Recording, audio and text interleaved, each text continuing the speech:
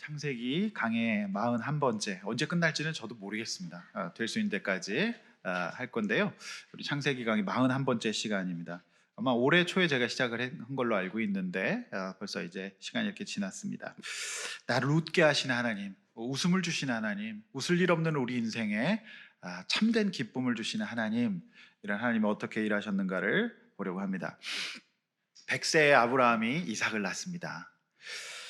공식적으로 기네스북에 오른 전 세계 최고령 자연분만 산모가 있습니다. 스페인의 이름이 좀 깁니다. 마리아 델 카르멘 부사다 라라.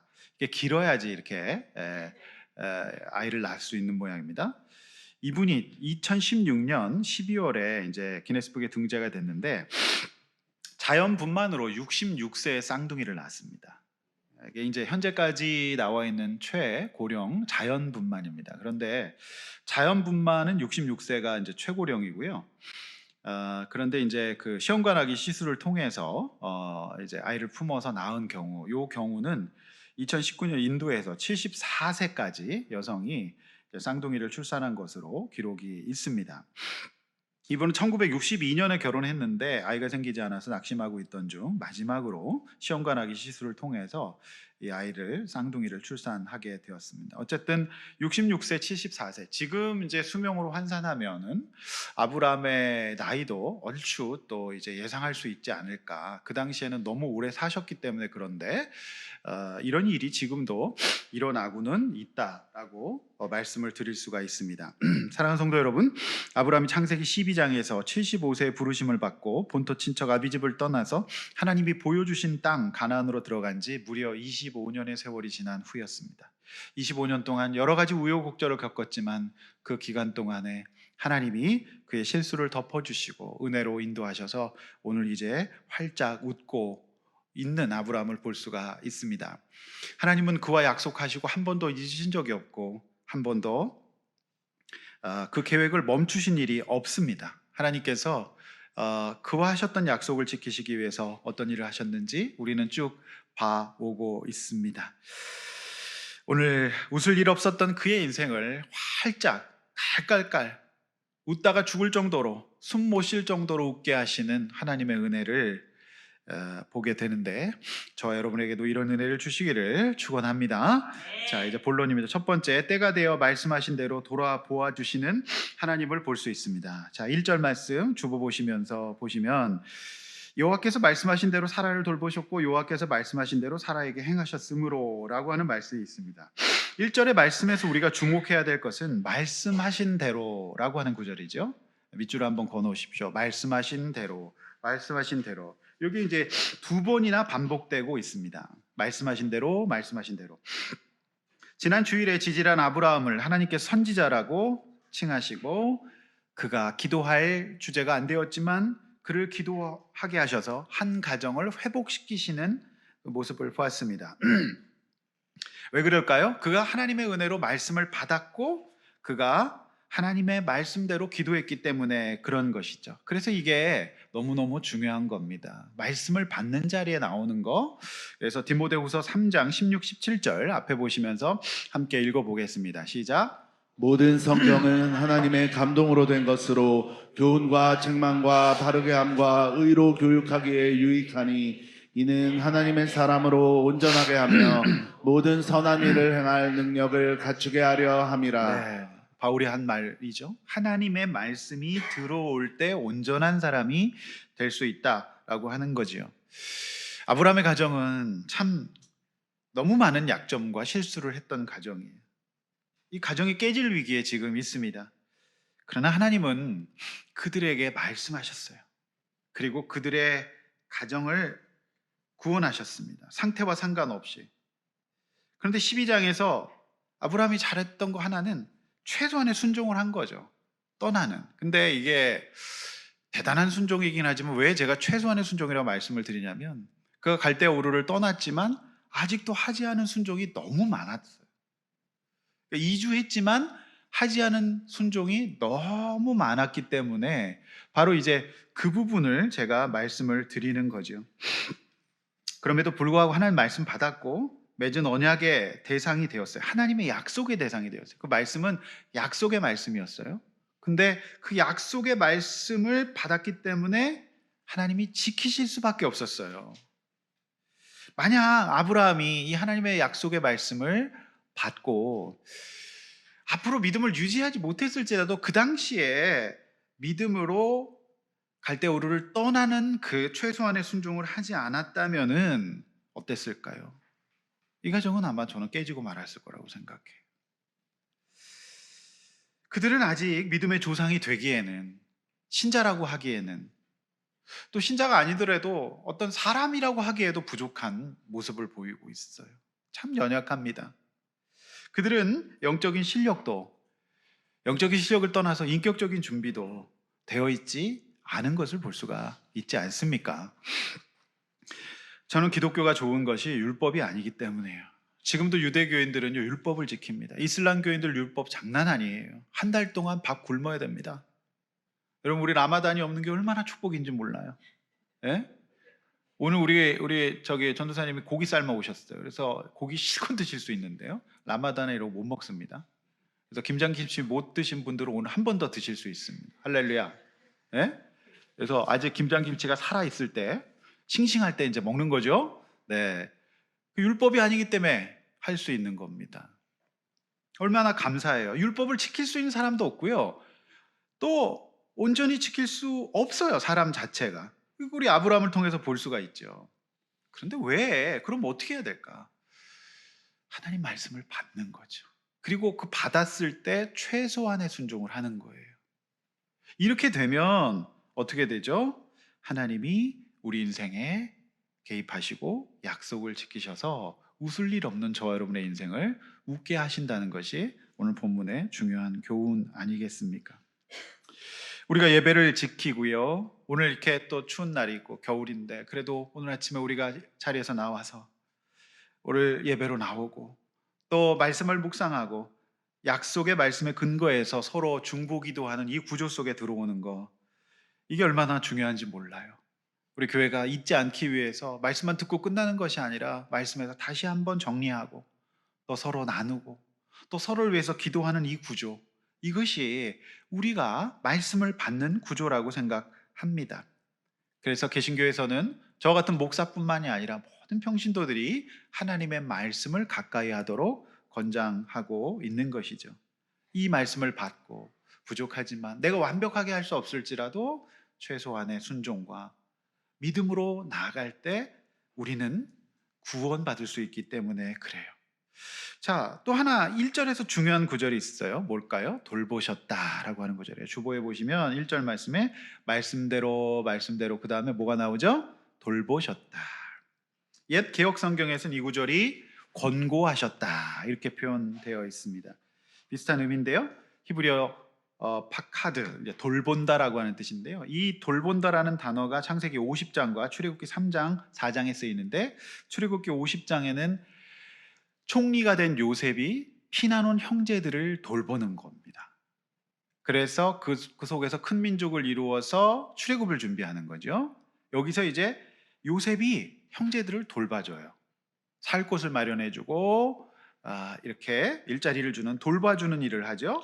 그 다음에 이제 출애굽기에서는 뭡니까? 출애굽한 이스라엘 백성들을 먹을 것도 없고 급하게 나왔기 때문에 훈련도 되어 있지 않고 뒤에서는 이제 애굽의 군병들이 쫓아오는 홍해가 가로막힌 상황 가운데 하나님이 돌보아 주십니다. 이 단어가 바로 그거죠.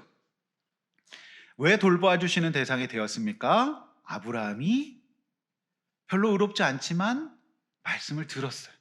그리고 거기에 적어도 인격적으로 의지적으로 반응하는 행위, 그것을 가지고 우리는 어떻게 했다? 돌봄의 대상이 되었다라고 말하는 것이죠. 여러분, 구원의 확신을 물어보면 내가 앞으로 그렇게 못 살 것 같아서, 내가 아직 끊고 있지 못하는 것들도 많고, 내가 아직 연약한 부분이 많아서 자신 없어 하시는 분들이 계시는데요. 그거는 유대교지 기독교가 아닙니다. 우리 행위로 구원받는 거 아닙니다. 우리 믿음으로 하나님의 은혜로 구원받는 것이죠. 그래서 하나님이 돌보아 주시는 대상이 되려면 어떻게 해야 됩니까? 받아야 돼요, 말씀을. 그래서 이 예배 가운데 설교가 말씀이 굉장히 중요한 것이죠. 연약함과 상관없이 책임지시고 위기를 기회로 바꿔주시고 내가 감당할 수 없는 상황을 풀어주시는 은혜가 바로 돌봐주심의 은혜인 줄로 믿습니다. 이걸 바로 구원이라 그래요. 하나님의 자녀가. 그래서 우리가 이 작업을 하기로 결단하고 교회 공동체로 나오는 새가족들, 태신자들 매우 매우 중요하고 이분들을 축복하고 기도해 줘야 됩니다. 돌봄의 구도로 들어왔기 때문이지요. 할렐루야. 우리가 그들을 위해서 기도하고 하는 일이 뭐예요? 말씀을 넣어드리는 거예요. 말씀으로 다시 공동체에서 넣어드리는 거고, 또 그 믿음이 생기면 어때요? 양육을 시키는 거예요. 뭘로 양육시킵니까? 교회는 말씀으로. 그래서 이게 그렇게 중요하다라고 하는 거죠. 자, 2절입니다. 사라가 임신하고 하나님이 말씀하신 시기가 되어 노년에 아브라함에게 아들을 낳았다, 이렇게 됐습니다. 이제 2절에서는 시기의 문제를 말하고 있어요. 역시 중요한 말씀이에요.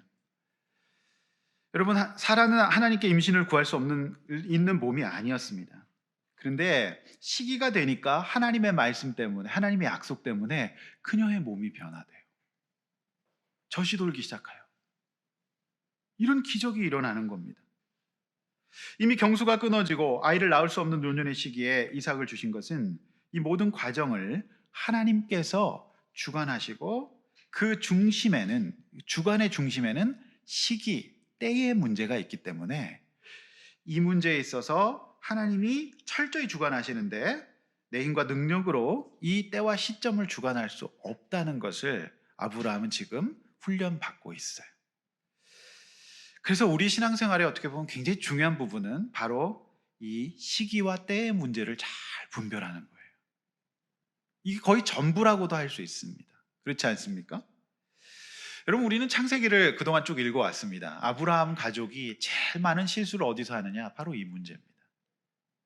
그게 12장에서 부르심을 받고 조카 롯과 헤어지고서 구출 전쟁을 벌이죠. 믿음이 약해진 아브라함이 15장에서 뭐라고 얘기합니까? 이걸 못 기다려요. 그래서 첫 번째로 제시한 대안은 좀 똑똑해 보이고 괜찮아 보이는 다메섹 사람 종 엘리에셀을 양자로 삼겠다는 거예요. 이거 못 기다리는 겁니다. 그게 이제 첫 번째 실수였어요. 그래서 하나님은 어떻게 하셨습니까? 들은 말씀 생각해 보십시오. 손잡고 밖으로 나가서 야간 시청각 교육시킨다. 하늘의 무별을 보고서 공해 없는 창세기 시절의 하늘을 보면서 이 하늘의 무별처럼 너의 자손을 충만하게 하겠다고 말씀하시죠. 그러고서 뭘 하십니까? 짐승을 쫑해 놓고 언약을 맺으셨어요. 약속해 주신 겁니다. 자, 그런데 그 15장 이후에 그 약속하고서 16장에서 이 아브라함 부부가 뭐 합니까? 네, 여종 하갈을 드립니다. 이거 참 어이가 없죠? 그렇게 했는데, 그러니까 그만큼 우리가 이 때와 시기의 문제는 굉장히 어려운 문제라는 것을 알 수가 있어요. 그래서 이스마엘이 태어나고 미워하고 내쫓는 일이 또 일어나죠. 하나님은 근데 포기 안 합니다. 17장에서 또 어떻게 데리고 가요? 할례를 요구하시죠. 근데 참 희한한 거는 아브라함이 실수를 계속하는데 그때마다 다시 최소한의 순종을 해요. 거부하지 않아요. 그래서 저는 여러분들이 이렇게 하나님의 말씀 앞에서 장담할 수는 없지만 그때 할 수 있는 이런 순종들을 해나가신다면 우리 주님께서 절대로 저와 여러분을 놓지 않으실 줄로 믿습니다. 그래서 이제 할례를 받고요. 그러고 나서 이제 18장에 하나님이 한 번 더 말씀해 주시죠. 아브라함아 사라야, 내가 너희 가정에 자손을 주겠다, 이렇게 말합니다. 그때 이들 부부가 18장에서 한 반응은 뭐였죠? 오늘 참된 기쁨의 정반대였어요. 뭐였죠? 비웃음이었어요. 사라가 장막대에 듣고 있다가 하나님을 비웃어요. 그래서 나이 많아 늙었고 여성의 생리가 끊어졌고 나도 노쇠였다면서 하나님 말씀을 비웃습니다.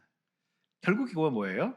나의 때는 아닌, 이게 못 믿는 거죠. 하나님의 약속의 때를.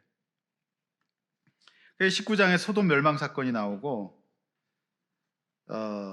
20장에서 다시 그랄로 내려갔다가 아내를 두 번째 속이는 이런 어이없는 행동을 또 했어요. 바로 이것이 아브라함의 인생이었어요. 결국에는 하나님의 약속 앞에서 계속 헤매고 인간적인 방법을 취하고 믿지 못하고, 그래서 사건이 일어나서 막 힘들어하고 불안해하고 걱정하는 그런 인생이었어요. 그런데 하나님께서 그 인생을 절대 놓지 않으십니다. 왜? 약속의 대상이었고 그때 할 수 있는 최소한의 순종을 했기 때문이에요. 그래서 저는 오늘 여러분 예배 나오신 여러분 진짜 축복합니다. 그래서 여러분이 할 수 있는 것, 내가 대단한 것 아니더라도 우리 예배 가운데 나오고 우리 모임 가운데로 나오는 거, 이런 순종들이라고 저는 생각해요. 이 구도 속에 들어오면 오늘 말씀에 의하면 하나님은 절대로 저 여러분들을 놓지 않으십니다. 믿음의 조상 아브라함의 초라한 현실임에도 불구하고 하나님은 그 때를 가장 합당하게, 정말 웃을 수밖에 없도록, 눈물이 나도록 하나님은 절대 포기하지 않고 인도하고 계신다는 것을 알 수 있어요. 그래서 저 여러분의 신앙생활은요, 이 때와 시기의 문제를 주님께 맡기고 인간적 방법을 찾지 않고 하나님을 바라보면서 주어진 삶을 살아가는 것이다, 이렇게 볼 수가 있어요. 두 번째로, 비웃음을 참된 기쁨으로 바꿔주시는 우리 하나님을 보게 됩니다. 3절에서 7절에 있는 말씀이죠. 자, 3절 보시면 아브라함이 그에게 태어난 아들 곧 사라가 자기에게 낳은 아들을 이름하여 뭘로 합니까? 이삭이라 하였고. 자, 2절과 3절은 이삭이 아브라함에게서 태어났다고 말씀하고 있어요. 조금 좀 특이하죠? 지금 배 아파 낳은 사람은 사라인데 성경에서는 2절 3절에서 누구에게서 태어났다? 아브라함에서 태어났다, 이렇게 강조하고 있어요. 무슨 말입니까? 성경은 아브라함이 낳았다는 말씀을 함으로써 아버지 아브라함의 역할을 강조하고 있는 거예요. 왜냐하면 하나님의 말씀을 남편인 아브라함, 아버지 아브라함이 받았고 영적인 가장은 아브라함이기 때문에 그래요. 그리고 사라는 어떻습니까? 그 아브라함의 동반자 역할을 하는 거예요. 무엇보다 주님의 약속의 말씀의 핵심에는 아브라함의 씨로 말미암은 이삭의 출생에 대한 약속이 있기 때문에 아버지가 매우 중요하다, 이렇게 볼 수가 있어요. 소천하신 온누리교회 하용조 목사님이 이런 말씀하셨어요. 이 대목을 해석하시면서 자녀의 신앙과 사상, 인격은 아버지로부터 받는다, 이렇게 얘기했어요. 우리 아버지들이요, 인격과 사상, 뭐 사상까지 없다 그래도요, 여러분을, 아이들은, 특별히 아들들은, 이 자녀들은 그대로 받게 됩니다. 아버지가 하는 일이에요. 어머니가 아무리 노력을 해도 여러분 아버지의 사상과 인격이 오는 겁니다. 매우 중요해요. 아버지가 아무리 돈을 많이 벌어도 그 돈과 돈으로 사주는 장난감으로는 안 돼요. 아버지가 제자리로 돌아가면 자녀는 방황하지 않는다라고 한 목사님이 말씀하셨어요. 이 말씀을 해석하시면서 저는 돌아가시기 전에 두란노서원에서 일하면서 한 목사님과 제가 회의도 하고 배웠는데 이분이 그런 말씀을 하셨어요. 그래서 제가 두란노에서 한 많은 사역 중에 출판 사역도 있지만 지금 일반 사회에도 큰 영향을 미친 한 운동이 있어요. 그게 뭐냐면 아버지 학교라고 하는 운동이었습니다. 한국교회 굉장히 유행이었어요. 요즘은 조금 수그러드는데 아직도 일반 교육적인 측면에서 아버지 학교는 굉장히 영향력이 있습니다. 운동본부가 꽤 되어서요, 활발하게 아버지들이 이렇게 줄로 된 티셔츠 입고 막 교육받고 막 이렇게 합니다. 아버지 학교. 이 교육학에서도 아버지 학교는 아버지 교육, 부모 교육 중에서도 아버지 교육은 이제 요즘 프로그램 학자들 굉장히 연구를 많이 하고 있는 분야이기도 합니다. 어머니만 자도 교육해도 안 되더라고 하는 거죠. 그래서 요즘에 부모 교육의 현장에는 아버지가 종종 참석을 하십니다. 저도 이제 가보려고 늘 하고요. 그래서 이제 내년에는요, 우리 교회가 이제 지역 사회에 이 부모님들을 향한 부모 교육을 반드시 꼭 제공해 드리려고 합니다. 마침 이제 제가 그 공무원 시험 합격은 에듀윌, 주택관리사 합격, 다 에듀윌 다 합격되잖아요. 근데 이제 제가 거기서 이제 부모 교육 강의, 성장기 자녀의 부모 교육인데 그 강의를 완료했습니다. 그래서 이제 에듀윌에서 PPT를 완벽하게 짜줬어요. 그래서 강의안이 다 마련이 돼 있답니다. 그래서 이제 그렇게 해서 좀 섬겨드려야 되지 않을까. 그래서 이제 우리 교회 지역에 이사 오신 우리 집사님들, 우리 어머니들 막 학교 앞에서 애들 데려다 좀 만나면 이렇게 전단지 이렇게 해가지고 이제 그런 분들 다 이렇게 해서 교육을 하면 얼마나 좋을까라는 생각을 하고 있습니다. 저 역시 그 성실하신 아버지 그리고 연약한 아내를 품는 아버지를 보고 자랐어요. 저희 아버지는 저희 어머니가 연약하셨는데 끝까지 품으시더라고요. 그래서 참 그 다음에 이제 성실하셨어요. 제가 그걸 보면서 제가 이제 예수 만난 10대 시절 이후 20대, 30대, 40대, 지금의 50대까지 줄곧 쉼없이 이 사역을 할 수 있었던 것은 그런 아버지의 사상과 성품이 그래도 있기 때문이 아닐까라는 생각을 하게 되었어요. 연약한 사람들을 품는 마음들, 그것들을 보면서 그래도 참 속상해 하시면서도 좀 지나면 또 그냥 허허 웃으시고 잘해주세요. 이제 그런 마음들이 제가 이제 보고 자란 것이 아닌가라는 생각도 하게 됩니다. 지금까지 혼돈의 인생을 살아온 아버지 아브라함의 훈련은 마무리 단계였습니다. 100세가 된 믿음의 조상 아브라함은요, 이후로 이제 승리해요. 겸손함과 어떤 상황에서도 하나님을 신뢰하고 순종하는 사람이 되었습니다. 그리고 이제 그는 자신의 처지를 위해서 기도하기보다도 다른 사람을 위해서 기도할 수 있는 수준이 되었어요. 그래서 오늘 21장에서 이 축복 받기 전에 20장에서 무슨 기도했죠? 네, 자녀들 구원하고 그 다음에 아비멜렉 이 왕의 가정의 폐해 문제를 위해서 기도했어요. 그러니까 그것이 풀어진 다음에 이제 자기에게 오는 겁니다. 우리는 생각해요. 내가 진짜 내 처지는 지금 아무것도 할 수가 없다라고 생각하시죠? 근데 여러분 천만의 말씀이에요. 성경에는요, 내가 힘들고 어렵고 내 코가 석자라도 우리가 다른 사람들 위해서 기도하고 그 도구로 쓰임 받을 때 하나님께서 우리 인생 가운데 함께 하세요. 그게 이제 사실 성경의 이제 법칙이기도 합니다. 동시에 참 무서운 거는요, 아브라함이 행했던 모든 실수를 이삭도 반복하고 있다는 것을 우리 성경을 통해서 확인할 수 있어요. 이게 또 참 무서운 거예요. 창세기 26장 6, 7절 앞에 보면서 함께 읽어볼까요? 시작. 이삭이 그랄에 거주하였더니 그곳 사람들이 그의 아내에게 대하여 물으매 그가 말하기를 그는 내 누이라 하였으니 리브가는 보기에 아리따움으로 그곳 백성이 리브가로 말미암아 자기를 죽일까 하여 그는 내 아내라 하기를 두려워함이었더라. 네, 이거 보시면 어떠세요? 참 기가 막히죠. 이삭은 아버지 행동을 그대로 답습합니다. 좋은 것도 많이 받았지만 아버지 했던 행사머리를 그대로 하는 거예요. 그래서 아버지는 참 대단한 그 존재만으로도 그냥 아이에게 많은 학습을 시키는 거예요. 오늘 우리 남성 동지 여러분, 오늘 좀 말씀을 좀 앞에 쓰셔야 되겠습니다. 좀 보셔야 돼요. 갑자기 남성 동지 여러분들의 얼굴이 어두워지고 계십니다. 어쩔 수 없어요. 오늘 본문이 그래가지고. 이삭은 아버지 아브라함처럼 똑같은 실수를 제가 합니다. 먼저 그랄에 가는 것도 똑같아요. 그래서 이제 경상도에는 그런 말이 있습니다. 경상도에서 아버지들이 아들한테 그 가자, 그 가자. 근데 아들은 그가 어디를 얘기하는지 안다 그래요. 그죠? 아버지 항상 가시는 곳을 아니까요.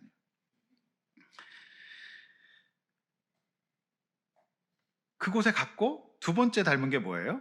아버지 아브라함처럼 예쁜 아내를 택하는 것도 똑같아요. 이 리브가는 더 예뻐요. 그죠? 또 똑같고요. 세 번째는 이제 낯선 상황 가운데 불안에 휩싸인 나머지 아내를 누이라 하는 비겁함도 똑같습니다. 똑같이 닮아요. 사랑하는 성도 여러분, 특별히 남자 성도님들, 여러분은 어떤 아버지십니까? 또는 여러분은 어떤 아버지를 경험하셨습니까? 만약 여러분이 아버지시라면 나의 삶 전부가 자녀들에게 직접적 영향을 미칠 수 있다는 것을 잊지 마시고 오늘 이 시점부터라도 아버지의 삶을 사셔야 됩니다. 오늘 내가 하나님 앞에서 잘 살아야 됩니다. 오늘 아버지들, 옆에 있는 아버지들에게 잘 삽시다. 인사하십시오. 예? 예배 시간에 주무시면 아들도 줍니다. 예. 여러분, 그래서 잘 사셔야 돼요. 진짜 중요한 겁니다. 근데 여러분 아내분들이 보실 때 여러분 남편 어떻습니까? 지질해 보일 때도 있고요. 여러분에게 상처 줄 때도 있어요. 거듭해서 반복적으로 하지 말라는 행동 계속할 수 있습니다. 그런데 우리 아내분들이 인정하셔야 될 것은 아, 가장은 남편입니다.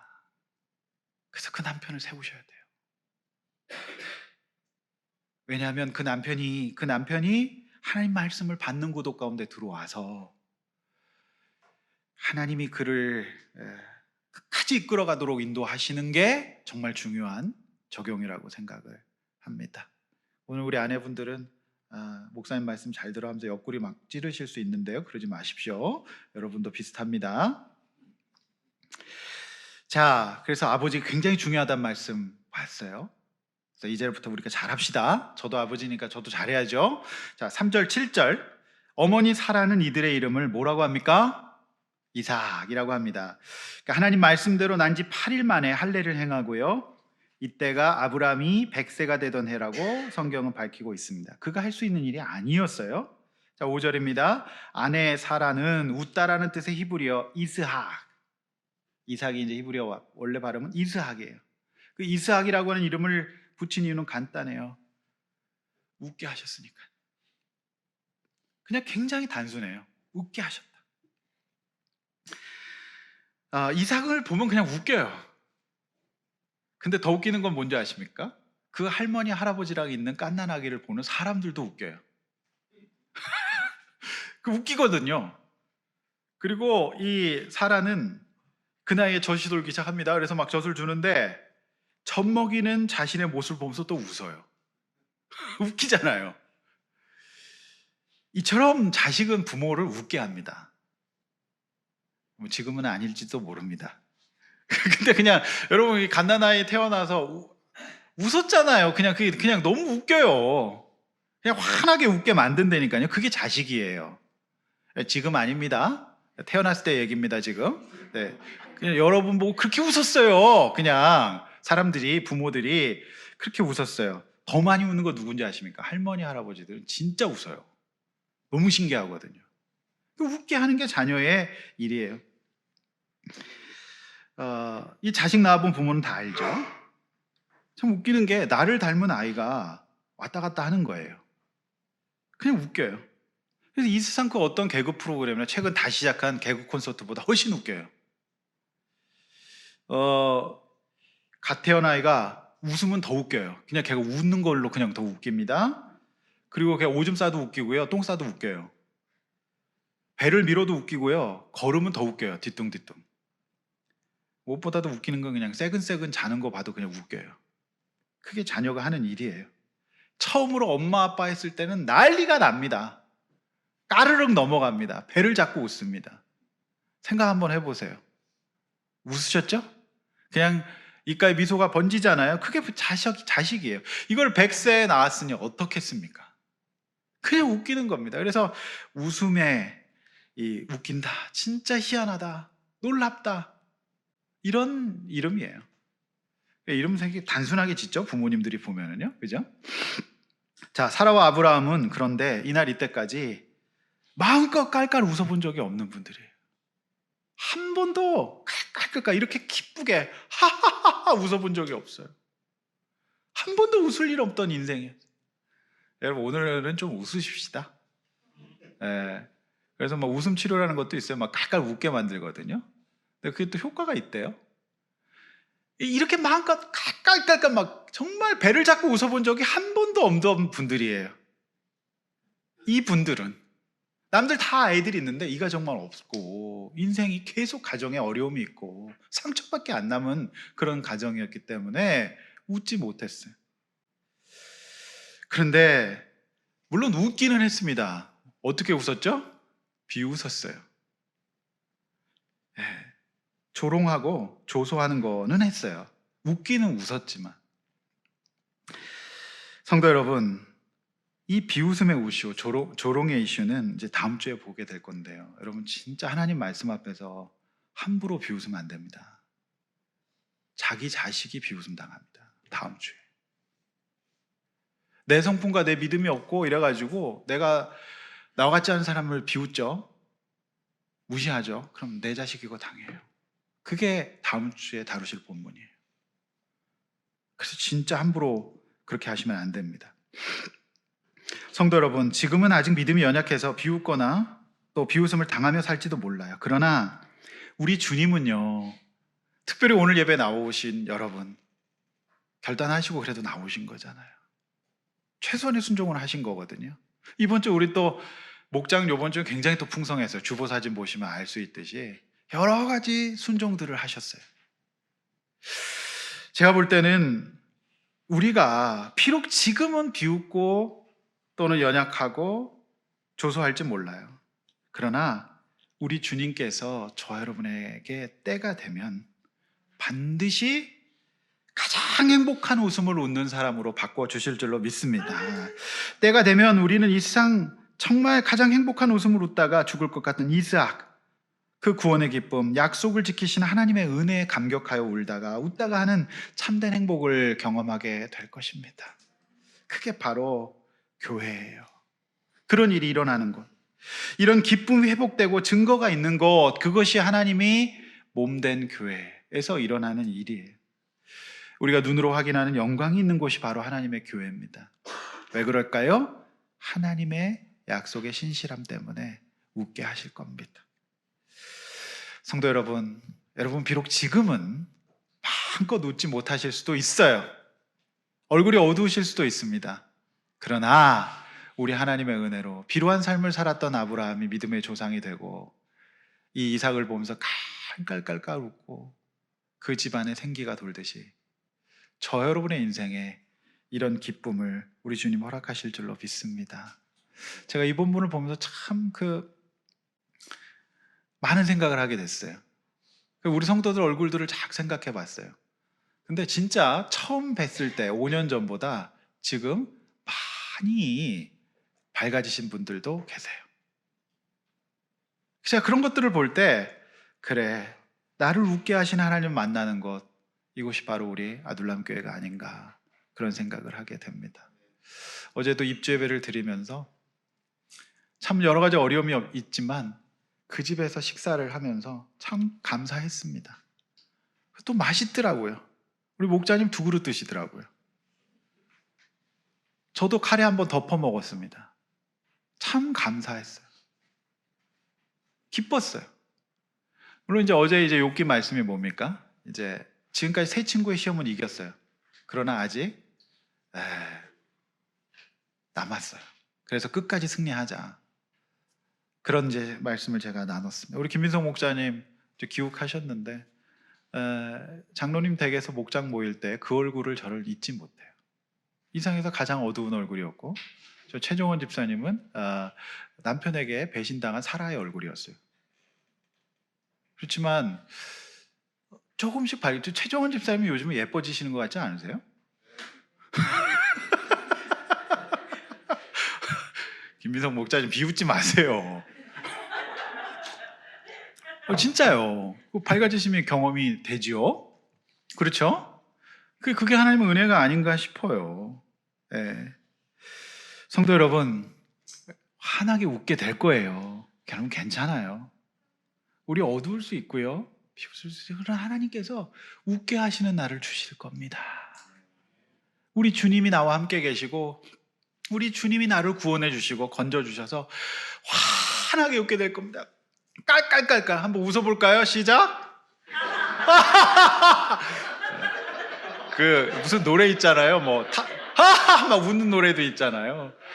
그렇게 웃으면 안 돼. 지금 누가 비웃어요 지금. 우리 주님이 여러분 진짜 웃게 하실 줄로 믿고 저는 그 날을 보고 기도합니다. 하나님은 가장 적합한 때, 그래서 진짜 우리가 이거 하나님이 하셨다, 그래서 진짜 하나님 앞에 두 펼 벌려서 웃고 영광 돌리고 이 아이를 내 아이가 아니라 하나님 앞에 쓰임받는 아이로 드릴 수 있도록 정말 하나님이 그때에 맞게 허락하실 줄로 믿어요. 여러분 그날을 믿습니다. 웃게 하실 줄로 믿습니다. 좀 웃으세요. 환하게 입꼬리를 올리시고 웃으시기를 바랍니다. 할렐루야. 이 약속의 말씀 믿고 우리 승리합시다.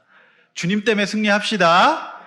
정말 우리가 애 낳고 웃었던 그 웃음을 이제 우리 장성한 아들들을 보면서 웃을 수 있을 줄로 믿습니다. 할렐루야. 말씀했습니다. 하나님 말씀하신 대로 저와 여러분을 돌보십니다. 신실하신 하나님 앞에서 때가 될 때까지 믿음으로 승리하며 참된 기쁨, 세상이 줄 수 없는 기쁨을 누리시는 성도님들 되시기를 바랍니다. 이렇게 한번 나눠봅시다. 어떤 상황에서도 하나님의 돌보심을 믿고 있습니까? 자, 인간적인 방법을 쓰거나 서두르지 않고 하나님께 맡겨야 될 때와 시기에 문제가 있을 수 있어요. 인간적인 선택과 서두름은 결국 더 어려운 일들을 만들 수 있지 않습니까? 그래서 우리 다음 주에 이제 그 내용을 보게 될 거예요. 자녀로서 아버지에게 어떤 영향 받았습니까? 오늘 아버지가 되셨지만 여러분 아버지지만 여러분의 아버지의 영향에서 못 벗어나고 있다면 우리는 또 헤매는 인생을 살 수밖에 없어요. 성도 여러분, 아버지로서 자녀들에게 어떤 영향을 줍니까? 이제라도 배워서 우리 가정이 비웃는 가정이 아니라 웃는 가정, 믿음이 없어서 냉소하는 가정이 아니라 참된 기쁨의 가정이 될 수 있기를 원하고, 우리 어머니들도 이 말씀을 각자 또 적용해 보시기를 바랍니다. 우리 주님 바라보고 말씀 받고 믿음으로 살 때 여러분의 가정 가운데 참된 기쁨 주실 줄로 믿습니다. 들은 말씀 생각하며 은혜 우리 찬양하겠습니다. 찬양하고 기도합니다. 내가 누려왔던 모든 것들이, 내가 지나왔던 모든 시간이, 우리 이 시간에 함께 찬양하고 기도하겠습니다. 내가 누려왔던 모든 것들이, 내가 누려왔던 모든 것들이, 내가 지나왔던 모든 시간이, 내가 지나왔던 모든 시간이, 내가 걸어왔던 모든 순간이, 걸어왔던 모든 순간이 당연한 것 아니라 은혜였습니다. 당연한 것 아니라 은혜여서 아침 해가 뜨고 저녁에 노을, 아침 해가 뜨고 저녁에 노을, 봄의 꽃향기와 가을의 열매, 변하는 계절에 모든 순간이 당연한 것 아니라 은혜였습니다. 당연한 것 아니라 은혜였소. 모든 것이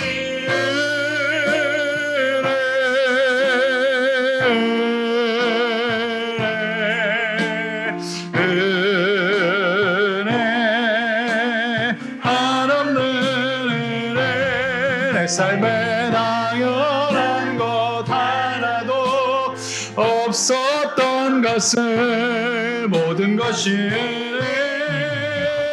은혜여서 내가 이 땅에 태어나 사는 것, 내가 이 땅에 태어나 사는 것, 어린아이 시절과 지금까지, 어린아이 시절과 지금까지 숨을 쉬며 살며 꿈을 꾸는 삶, 쉬며 살며 꿈을 꾸는 삶, 당연한 것 아니라 은혜였습니다. 당연한 것 아니라 내가 하나님의 자녀로 산다면 하나님께서 여러분을 보호하실 겁니다. 하나님의 자녀로 오늘 찬양하고 예배한다면, 오늘 찬양하고 예배하는 복음을 전할 수 있는 축복이, 복음을 전할 수 있는 축복이 당연한 것 아니라 은혜였습니다. 당연한 것 아니라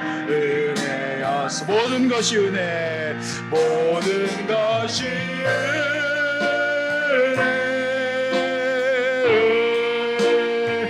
은혜, 하나없는 은혜, 하나없는 은혜, 내 삶에 당연한 것 하나도 없었던 것을, 모든 것이 은혜, 모든 것이 은혜, 모든 것이 은혜. 여러분을 웃게 하실 겁니다. 웃게 하시는 은혜가 있을 겁니다. 믿음으로 우리 인생을 살아갑시다. 한없는 은혜, 내 삶에 당연한 것 하나도 없었던 것을 모든 것이 내 은혜여서. 여러분, 이 시간에 한번 말씀 붙들고 기도합시다. 우리의 삶이요 녹록지 않아요. 그래서 냉소하게 되고 웃지 못하고 슬퍼하고 화내고 힘든 인생을 우리는 살고 있을지도 모릅니다. 그러나 여러분, 이 시간에 여러분이 믿음대로 찬양하고 하나님 말씀 붙들고 예배드렸습니다. 그리고 우리가 서로 기도합니다. 그렇게 이 구조 속에 들어와 있을 때 하나님 여러분 지키실 겁니다. 하나님, 내 인생에 참된 행복, 참된 기쁨, 우리 가정을 변화시켜 주시옵소서. 그날을 믿기 했습니다. 이번 주간도 쉽지 않겠지만 하나님 그렇게 살겠습니다. 결국에 우리 가정 가운데 함께하여 주셔서 웃는 인생, 복된 인생, 참 행복한 인생 되게 해달라고 주여 한번 외쳐 기도하겠습니다.